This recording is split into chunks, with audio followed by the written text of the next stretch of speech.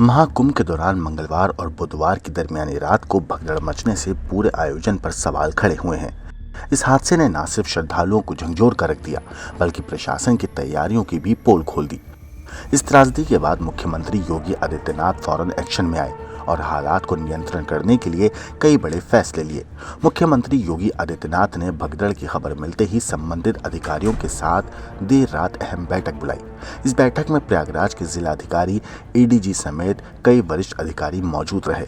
बैठक के दौरान मुख्यमंत्री ने कुछ सख्त निर्देश दिए। यातायात व्यवस्था ठीक तरह चले, कुंभ मेला क्षेत्र और प्रयागराज के बाहर जाने वाले मार्गों पर ट्रैफिक बाधित ना हो, रेलवे और बस सेवाएं बढ़े, अधिक मेला स्पेशल ट्रेनें और बसें चलाई जाएं ताकि स्टेशनों पर भीड़ ना जमा हो। सुरक्षा और पेट्रोलिंग में तेजी, कुंभ क्षेत्र में पेट्रोलिंग बढ़ाने और विभिन्न मार्गों पर सुरक्षा बसों की तैनाती का निर्देश। भोजन और जल प्रबंधन, हेलिडंग एरिया में यात्रियों के लिए पेयजल और भोजन की व्यवस्था सुनिश्चित हो। न्यायिक जांच का ऐलान, भगदड़ के कारणों की जांच के लिए एक न्यायिक आयोग का गठन किया गया। सीएम योगी आदित्यनाथ ने प्रयागराज में कुंभ मेले की व्यवस्था को दुरुस्त करने के लिए वरिष्ठ अधिकारियों को तत्काल तैनात कर दिया। प्रयागराज के पूर्व मंडलायुक्त आशीष गोयल और पूर्व एडीए वीसी भानु गोस्वामी को मेला क्षेत्र में विशेष निगरानी के लिए भेजा गया। इसके अलावा 5 विशेष सचिव भी प्रयागराज में नियुक्त किए गए। महाकुंभ में उमड़ी भारी भीड़ को देखते हुए योगी आदित्यनाथ ने अयोध्या, वाराणसी और चित्रकूट में भी सतर्कता बढ़ाने के निर्देश दिए। बड़ी तादाद में श्रद्धालु कुंभ के बाद इन धार्मिक स्थलों की यात्रा कर रहे हैं, जिससे इन शहरों में भी भीड़ प्रबंधन की चुनौती बढ़ गई है। हादसे के बाद रेलवे भी मुस्तैद हो गया। रेल मंत्री खुद कंट्रोल रूम पहुंचे और प्रयागराज आने जाने वाली ट्रेनों की व्यवस्थाओं की समीक्षा की। मॉनिटर पर ट्रेन की लाइव लोकेशन भी चेक की गई। न्यायिक आयोग इस पूरे मामले को देख करके एक समय सीमा के अंदर राज्य सरकार को अपनी रिपोर्ट देगा और इसमें आने वाले समय में या आने वाले स्नान के लिए भी हम और कैसे व्यवस्था को और सुदृढ़ किया जा सकता है, इसके बारे में भी मुख्य सचिव और डीजीपी स्वयं एक बार प्रयागराज जाकर के उन सभी मुद्दों को देखेंगे। आपको बता दें कि प्रधानमंत्री नरेंद्र मोदी भी इस हादसे को लेकर चिंतित थे। उन्होंने सीएम योगी आदित्यनाथ से 4 बार फोन पर बातचीत की और घटना की पूरी जानकारी ली। पीएम ने हालात को नियंत्रित करने के लिए हर जरूरी कदम उठाने के निर्देश दिए। मगर भगदड़ की असली वजह क्या थी? भगदड़ को लेकर प्रशासन ने 3 अलग अलग थ्योरी पेश की हैं, जिसमें भ्रम की स्थिति बनी रही। पहला बयान, हादसे के तुरंत बाद पुलिस ने इसे मामूली धक्का मुक्की बताकर टालने की कोशिश की। दूसरा बयान, 9 घंटे के बाद एसएसपी राजेश द्विवेदी ने भगदड़ की बात को नकारते हुए सिर्फ हल्की चोटों की बात कही। तीसरा बयान, 16 घंटे के बाद आखिरकार डीआईजी वैभव कृष्णा ने भगदड़ की पुष्टि करते हुए बताया कि इसमें 30 से ज्यादा लोगों की मौत हुई और 60 से ज्यादा लोग घायल हुए। जांच में सामने आया कि मेला क्षेत्र और अखाड़ों के पास लगे कुछ बैरिकेड्स भारी भीड़ के दबाव में टूट गए। इसमें श्रद्धालुओं का सैलाब बेकाबू हो गया और अफरा तफरी में लोग एक दूसरे को कुचलते चले गए। प्रशासन ने पुष्टि की है कि हादसे के वक्त कोई वीआईपी मूवमेंट नहीं था। मौनी अमावस्या पर संगम में पुण्य स्नान के लिए प्रशासन ने विशेष इंतजामों का दावा किया था, लेकिन भारी भीड़ के आगे सारे दावे धरे रह गए। संगम नोज तक जाने के लिए मुख्य मार्ग तय किए गए थे और वापसी के लिए वैकल्पिक रास्ते बनाए गए थे। हालांकि लाखों श्रद्धालु पहले से ही घाटों पर मौजूद थे। जैसे ही मुहूर्त का वक्त नजदीक आया, लोग बेकाबू हो गए और स्नान के लिए घाटों की ओर भागने लगे। प्रशासन के मुताबिक इसी भगदड़ में बैरिकेड्स टूट गए और हादसा हो गया। इस भयावह हादसे के बाद योगी सरकार हरकत में आ चुकी है। न्यायिक आयोग से मामले की जांच कराई जा रही है और दोषियों पर सख्त कार्रवाई का आश्वासन दिया गया है। महाकुंभ जैसे विराट आयोजन में सुरक्षा को लेकर अब और ज्यादा एहतियात बरती जा रही है, ताकि आगे होने वाले अमृत स्नान और शेष दिनों में कोई और अनहोनी ना हो। अब आपको सुनाते हैं इस मामले पर डीआईजी वैभव कृष्णा का क्या कहना है। महाकुंभ प्रयागराज में मौनी अमावस्या का मुख्य स्नान पर्व था 29 जनवरी 2025 को। इसमें ब्रह्म मुहूर्त से पूर्व प्रातः 1 बजे से 2 बजे के मध्य मेला क्षेत्र में अखाड़ा मार्ग पर भारी भीड़ का दबाव बना और इस भीड़ के दबाव के कारण दूसरी ओर के बैरिकेड्स टूट गए और भीड़ के लोग बैरिकेड्स बांधकर दूसरी तरफ ब्रह्म मुहूर्त के स्नान का इंतजार कर रहे श्रद्धालुओं को कुचलना शुरू कर दिया।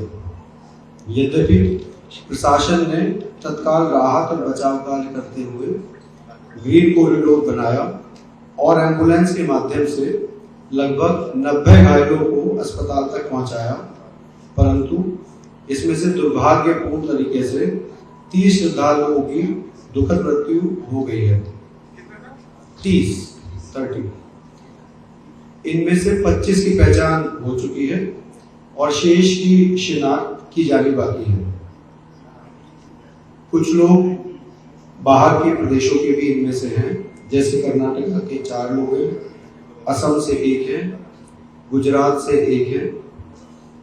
कुछ घायलों को परिवार के सदस्यों को लेकर चले गए हैं तथा 36 घायलों का इलाज स्थानीय मेडिकल कॉलेज में चल रहा है।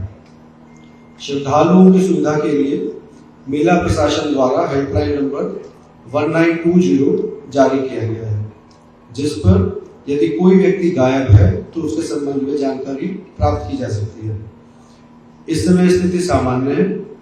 माननीय मुख्यमंत्री जी द्वारा सभी पूज्य महामंडलेश्वरों, संतों एवं अखाड़ों से वार्ता कर आग्रह किया गया है और सभी इस अमृत स्नान के भागीदार बने। सभी पूज्य शंकराचार्य, पूज्य आचार्य महामंडलेश्वर एवं अखाड़ों द्वारा श्रद्धालुओं की सुविधा का ध्यान रखते हुए कुछ विलंब से अमृत स्नान आज किया गया, जो कि आज सकुशल संपन्न कराया गया। इसमें कितनी महिलाएं हैं, कितने बच्चे हैं?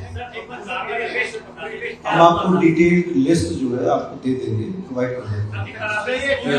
क्या हुआ था अगर किससे हो रहा था? क्या कुछ हुआ था आपको जो आपने शुरू में बताया?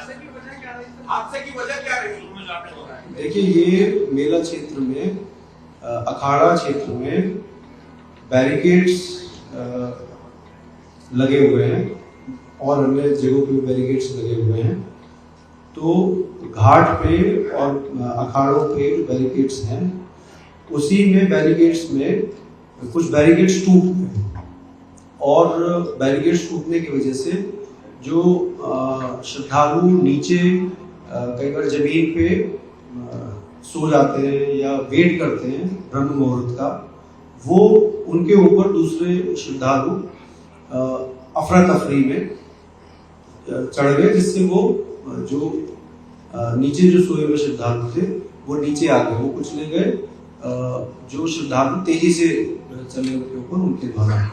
तो ये बेसिकली एक ऐसी स्थिति उत्पन्न हुई जो कि जो श्रद्धालु ब्रह्म मुहूर्त का वेट कर रहे थे और जो श्रद्धालु तुरंत वहाँ पे आए थे, तो उनके बीच में कहीं ना कहीं थोड़ा सा एक वो रहा कि वो देख नहीं पाए कि नीचे कौन है और उसकी वजह से ये दुखद हादसा हुआ।